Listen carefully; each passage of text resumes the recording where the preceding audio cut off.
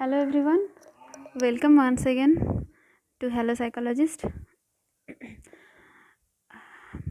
Hope कि सब लोग पहले से अब थोड़ा ज़्यादा अच्छा होंगे। लाइफ हर वक्त कुछ ना कुछ ज़रूर सिखाती है। वैसे हम लोग हर एक मोमेंट में जो भी टाइम स्पेंड कर रहे हैं हमारी ज़िंदगी में, उसमें कुछ ना कुछ बात तो सीख रहे होते हैं। तो ये जो स्टडीज़ होता है, जो एजुकेशन होता है, ये सब एक अलग पार्ट है। एक ऐसा पार्ट है जो लाइफ में इम्पोर्टेंट है, लेकिन लाइफ नहीं है। लाइफ अगर लाइफ एक होल चीज़ है, उसमें एजुकेशन है, रिलेशनशिप है, सोशल स्टेटस है और जो हमारा रिस्पॉन्सिबिलिटीज़ है, ऐसे कुछ चीज़ों को लेकर लाइफ होती है। तो लाइफ में सब एक ही वक्त में हम लोग सारे चीज़ों को टाइम देना चाहिए, क्योंकि अगर हम सारे वक्त एजुकेशन को दे दें या सारे वक्त रिलेशनशिप को दे दें तो लाइफ में इम्बैलेंस हो जाता है। इसीलिए सब चीज़ों को मिलाकर हमें लाइफ में आगे जाना पड़ता है, क्योंकि कोई तो बैलेंस होना चाहिए लाइफ में। उसी तरह तो अब थोड़ा वक्त एजुकेशन को दे देना चाहिए, क्योंकि हम सारे वक्त फ़ोन में या सोशल साइट्स में वैसे ही टाइम वेस्ट करते रहते हैं। तो अगर टाइम वेस्ट हो रहा है तो थोड़ा पॉजिटिव साइड में क्यों ना हो, वो थोड़ा एजुकेशन के लिए क्यों ना हो। सो ज़्यादा एडवाइस अच्छा नहीं लगता, इसलिए स्टार्ट करते हैं। जो भी हमारा बाकी था, जो भी हमारा पर्सपेक्टिव्स हम लोग पढ़ रहे थे प्रीवियस वीडियो में या प्रीवियस क्लास में, उससे जो रिमेनिंग फैक्ट था वो था cognitive psychology, cognitive perspective and behavioural perspective. ये दोनों चीज़ें हमने कंप्लीट किए थे। वो जो बिहेवियरल पर्सपेक्टिव था वो बिहेवियर के बारे में, जो वो एक्सटर्नल बिहेवियर होता है उसी के बारे में। कॉग्निटिव था हाउ फैक्टर के बारे में, how we process our thought, understanding about world. Then the remaining fact is that the cognitive perspective psychologist. Who are the cognitive perspective psychologist? आज हम शुरू करने वाले हैं। बाकी जो तीनों चीज़ें थे, ह्यूमनिस्टिक, सोशियो-कल्चरल एंड साइकोडायनामिक। सो चलते हैं, कुछ टाइम ज़्यादा वेस्ट ना करते हुए ह्यूमनिस्टिक पर्सपेक्टिव में डायरेक्ट चलते हैं। आज का जो टॉपिक है ये शायद हम लोगों के डे टू डे वर्क में काम आता होगा, क्योंकि ये जो ह्यूमनिस्टिक पर्सपेक्टिव है ये बेसिकली फोकस करता है पॉजिटिव। हम लोग हमारे अंदर के जो ह्यूमनिटी होता है वो सब हम भूल चुके हैं।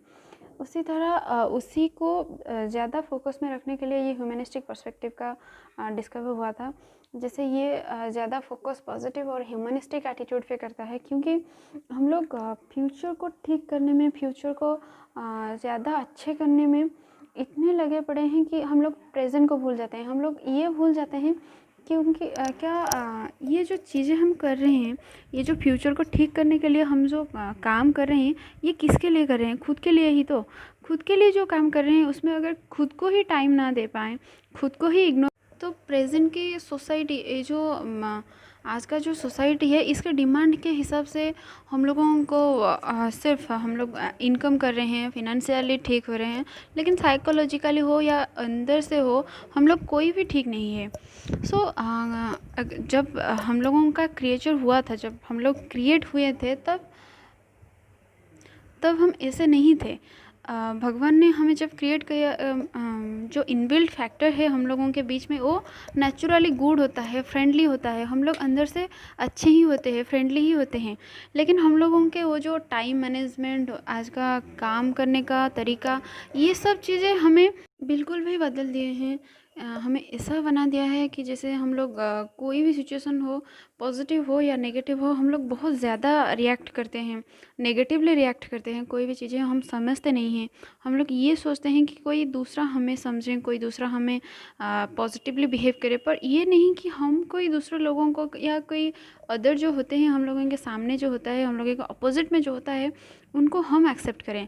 हम लोग एक्सपेक्ट ही करते हैं वो लोग हमें एक्सेप्ट करें।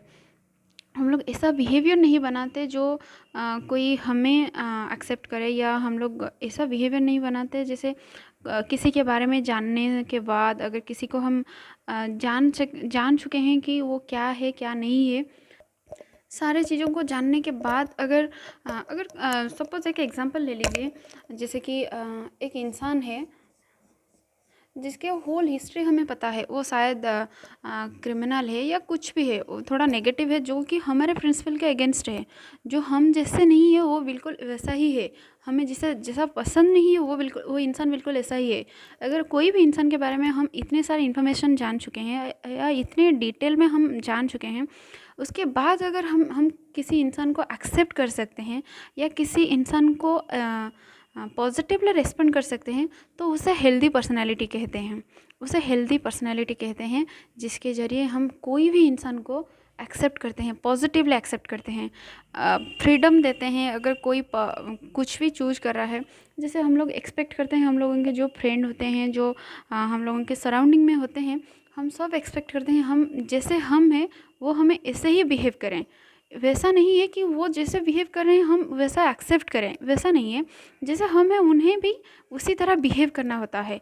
ये कोई हेल्दी पर्सनालिटी होता नहीं होता है, ये अनहेल्दी पर्सनालिटी होता है। हेल्दी पर्सनालिटी वही होता है जब कोई भी इंसान के बारे में हम सारे चीज़ें जानने के बाद भी, वो नेगेटिव हो पॉजिटिव हो वो कुछ भी हो, सारी चीज़ें जानने के बाद भी अगर हम किसी को एक्सेप्ट कर सकते हैं, तो वही होता है हेल्दी पर्सनालिटी।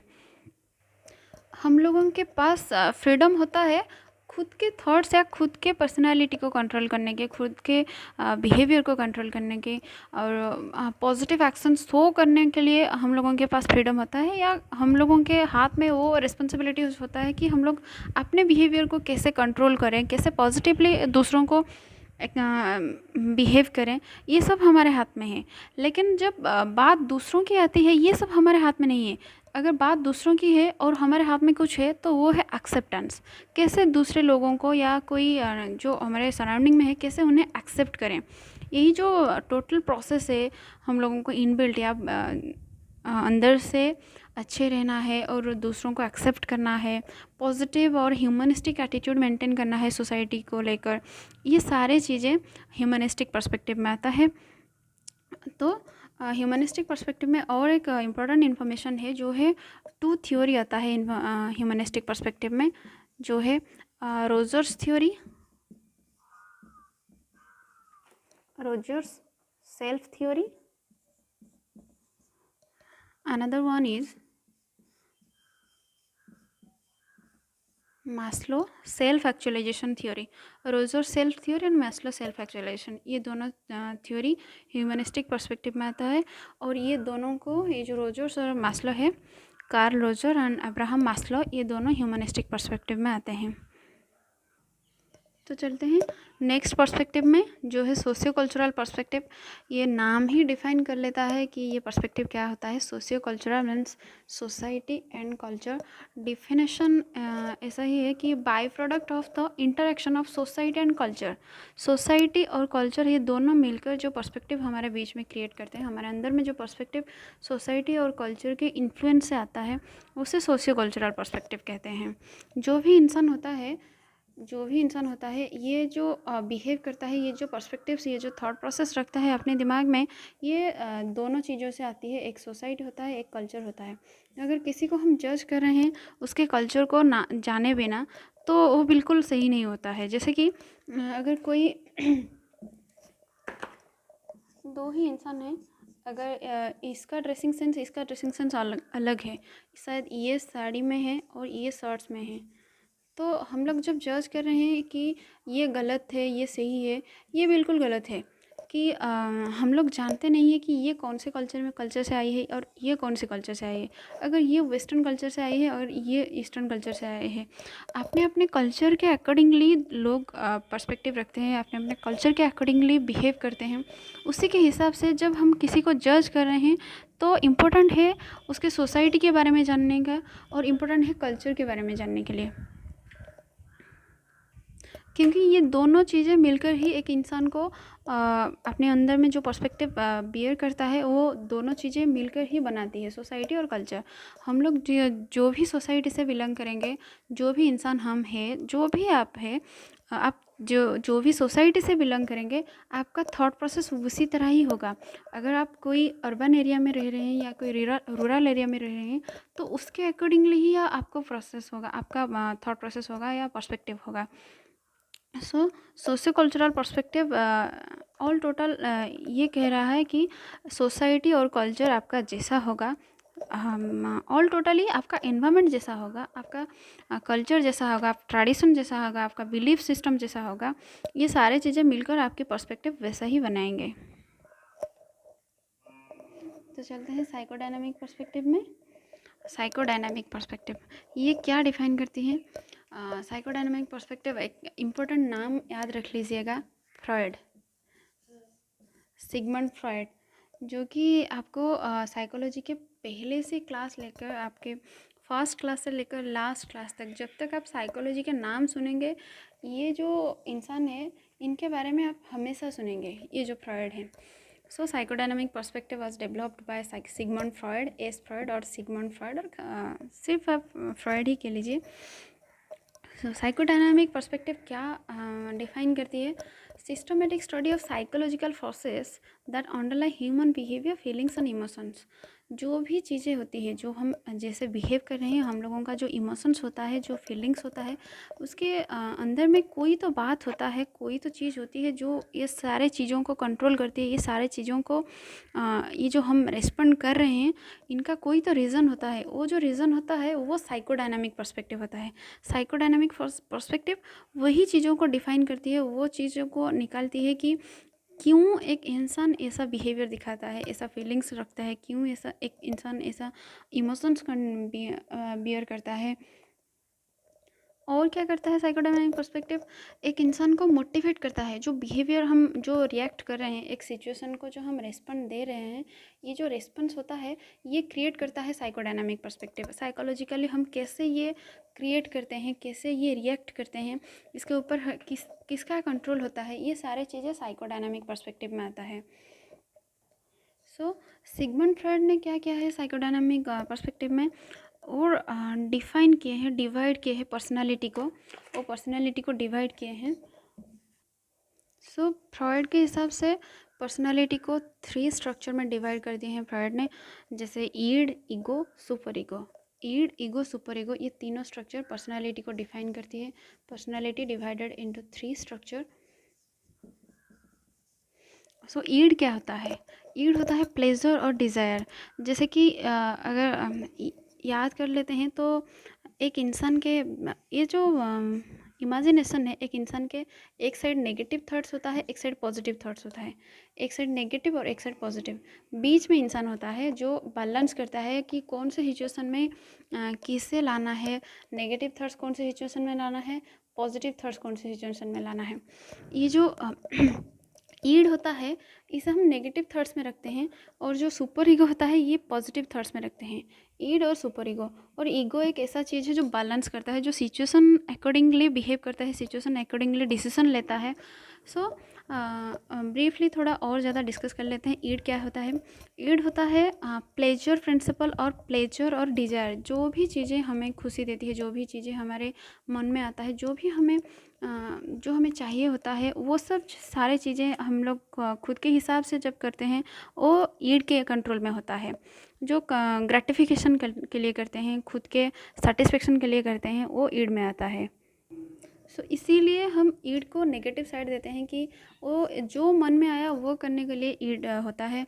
और सुपर ईगो जो होता है, सुपर ईगो क्या करता है? Deals with ideal and regulated by conscience. Conscience होता है वो जो साधु संत टाइप के होते हैं, कि जैसे आजकल के साधु संत के टाइप के नहीं होते हैं, जो पहले होते हैं साधु संत, जो मोरालिटी को ज़्यादा एम्फासिस करते हैं, जो ये कहते हैं कि सारे वक्त पॉजिटिव थॉट्स रखते हैं, पॉजिटिव एटीट्यूड मेंटेन करते हैं सोसाइटी के लिए। ये सारे चीज़ें कंसाइंस के अंडर आता है, कंसाइंस के द्वारा कंट्रोल होते हैं। सो वो होता है सुपर ईगो। ईड जो हम नेगेटिव साइड दिखा दिए हैं, सुपर ईगो जो होता है पॉजिटिव साइड। और ईगो क्या होता है? ईगो होता है रियलिटी प्रिंसिपल, ईड होता है प्लेजर प्रिंसिपल, सुपर ईगो होता है कंसाइंस प्रिंसिपल, और ईगो होता है रियलिटी प्रिंसिपल। रियलिटी प्रिंसिपल जो एक सिचुएशन में हम रियलिटी को देख के, रीज़न देख के कौन से चीज़ों को सामने लाना है, या सुपर ईगो को लाना है, या ईगो को लाना है, या ईड को लाना है। ये दो चीज़ों में, ईड और सुपर ईगो में जो बैलेंस रखता है, जो एक मेंटेन करके चलता है लाइफ में, ईड कौन सी चीज़ों को कब सामने लाना है, वो होता है ईगो। ईगो एक बैलेंस क्रिएट करता है ईड और सुपर ईगो में। जो लॉजिकली ठीक होता है, जो लॉजिकली सही होता है, जो लॉजिकली एक्सेप्टेबल होता है सारे हम लोगों की सोसाइटी के हिसाब से या खुद के हिसाब से, वही चीज़ें हमारे ईगो डेवलप करता है और ईगो होता है।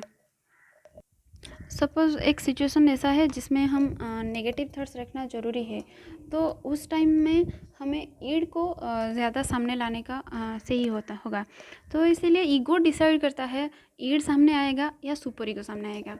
सो फ्रॉइड के हिसाब से ये जो तीनों चीज़ें हैं, पर्सनालिटी के structure, id, ego, super ego, ये तीनों चीज़ें pleasure principle, reality principle and conscience principle, आप ऐसे ही याद कर लीजिएगा। ईड नेगेटिवली जज होता है, सुपर ईगो पॉजिटिवली, और ईगो जो होता है वो नेगेटिव पॉजिटिव को दोनों को बैलेंस रखता है, बोथ होता है ईगो में। सो फ्रॉइड के हिसाब से ये तीनों पर्सनालिटी के जो स्ट्रक्चर्स होते हैं, ये जो 3 टाइप्स में डिवाइड कर दिए हैं। उसके बाद आता है 5 स्टेजेस। 5 स्टेजेस होते हैं पर्सनालिटी के, जो ओरल, अनल, फैलिक, लैटेंसी और जेनिटल। ये 5 स्टेजेस हैं। साइकोसेक्सुअल स्टेजेस भी कहते हैं। साइको एनालिटिक डेवलपमेंट में भी यही 5 स्टेजेस होते हैं। Oral stage, anal stage, phallic stage, latency stage, genital stage. So those are the perspectives of, जो भी पर्सपेक्टिव्स थे साइकोलॉजी के, 5 पर्सपेक्टिव्स थे, humanistic, cognitive, psychodynamic, socio cultural और बिहेवियरल। ये 5 पर्सपेक्टिव्स के, सो ये 5 स्टेजेस, जो 5 पर्सपेक्टिव्स होते हैं, साइकोडायनामिक, सोशियो कल्चरल, ये सारे जो भी होते हैं, जैसे कि सोशियो कल्चरल में सोसाइटी और कल्चर को, ये सारे चीज़ें वीडियो में है, और आप देखते रहिएगा और कंटिन्यू करते रहिएगा, क्योंकि नेक्स्ट वीडियो में जो भी आने वाला है वो और भी ज़्यादा इंटरेस्टिंग होने वाला है।